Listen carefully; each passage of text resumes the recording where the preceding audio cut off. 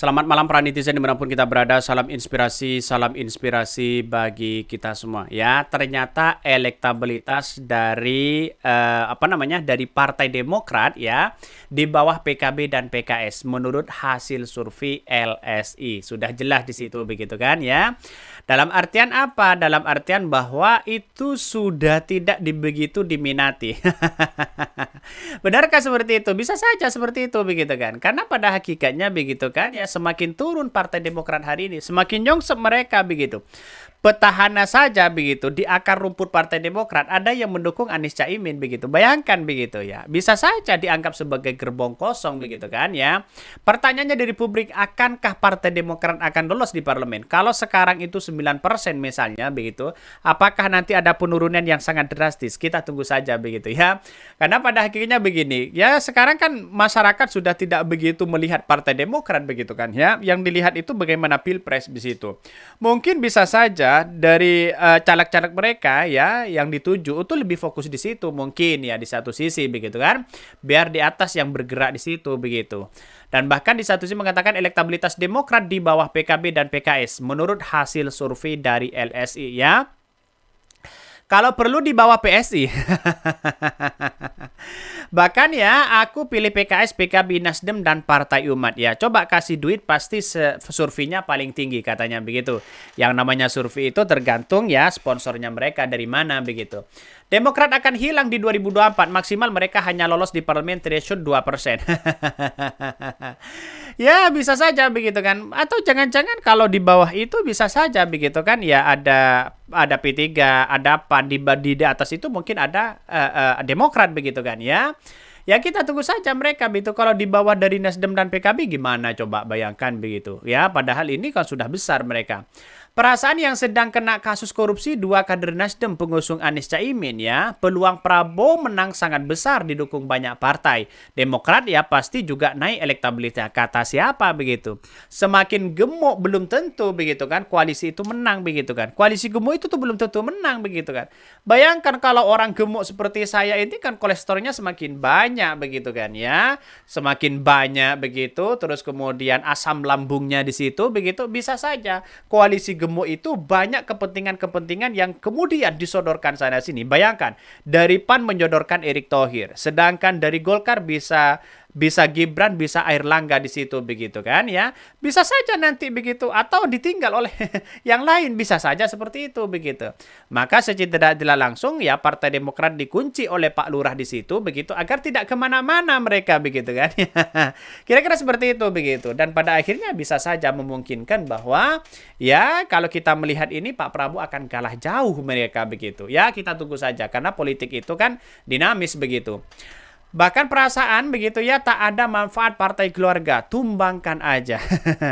Lah Demokrat gimana? Ya Partai Demokrat ya mungkin bisa saja turun begitu akibat apa? Ya orang-orang sudah melihat bagaimana ya kinerja dari Pak SBY ya waktu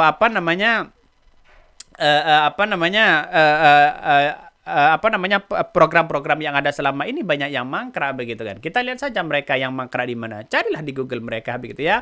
Ramalan saya Partai Demokrat akan jatuh ketika ya Nadir jika menerima tawaran menteri dari istana.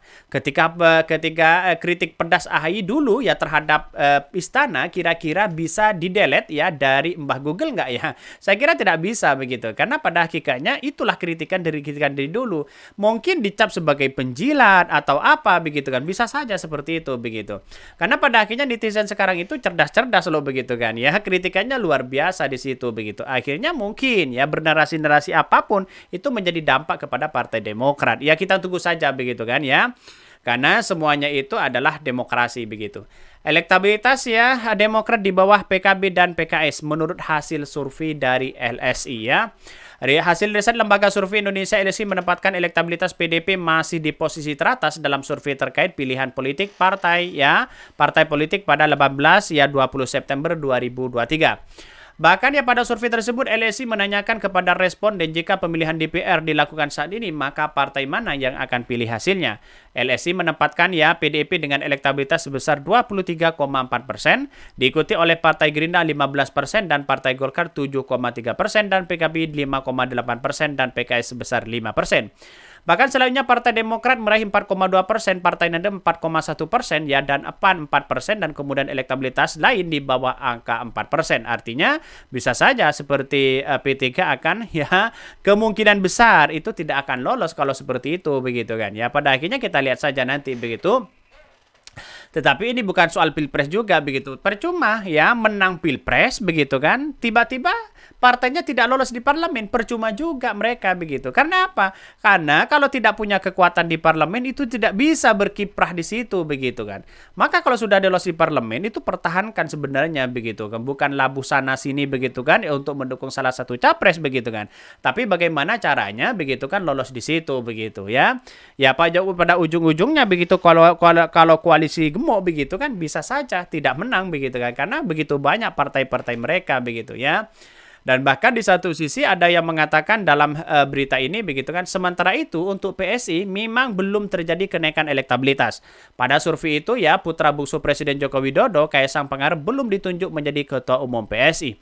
Bahkan di satu sisi Direktur Eksekutif LSI Jayadi Hanan di Jakarta begitu menjelaskan survei tersebut dilakukan melalui sambungan telepon sehingga hanya mampu mencapai 83% populasi nasional. Ada 17% populasi yang tidak terangkum. Itu kan sudah jelas di situ begitu kan.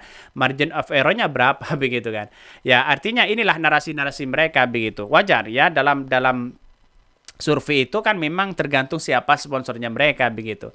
Tapi kita lihat saja bahwa kalau ini di bawah dari PKB dan PKS, lantas bagaimana? Apakah ada lolos? Mungkin bisa lolos, tapi nasibnya sama dengan P3. Ya bisa 4% di situ begitu kan ya. Karena pada akhirnya lihat saja narasi-narasi sekarang, wah luar biasa mereka begitu. Dan bahkan Partai Nasdem di situ posisinya sama begitu kan dengan Demokrat begitu. Ya pada akhirnya mungkin ada korupsi dan sebagainya begitu. Tapi kita lihat saja ya Partai Nasdem itu punya potensi yang sangat luar biasa ya di situ begitu. Dan bahkan petahana masih di situ begitu dibandingkan dengan Partai Demokrat yang akar rumputnya mereka begitu kan. Ya kita lihat saja akar rumputnya saja sudah tidak ada begitu. Banyak yang kemudian mendukung Anies Baswedan di situ begitu. Wajar dalam dunia politik begitu kan ya. Maka nasib sebagai partai itu harus ya benar-benar dilakukan agar menjadi kontrol di parlemen begitu. Tidak hanya bersuara saja begitu tiba-tiba tidak punya kekuatan di parlemen ya percuma saja begitu kan ya. Ya pada akhirnya kritik sana sini seperti AHY begitu kan menjadi oposisi ya lama banget mereka begitu kan ya. Ya kritik kebijakan-kebijakan tiba-tiba pada akhirnya begitu kan ya gabung ke koalisi Pak Prabowo dan katanya kabarnya akan mendapatkan menteri. Apakah benar seperti itu begitu ya? Oke ya mungkin itu yang kami sampaikan. Tonton terus channel Hodari Podcast Rakyat ini kan ada berita-berita menarik dan viral setiap harinya. Salam para netizen, salam inspirasi bagi kita semua. Jangan lupa di subscribe channel YouTube Hodari Podcast Rakyat ini.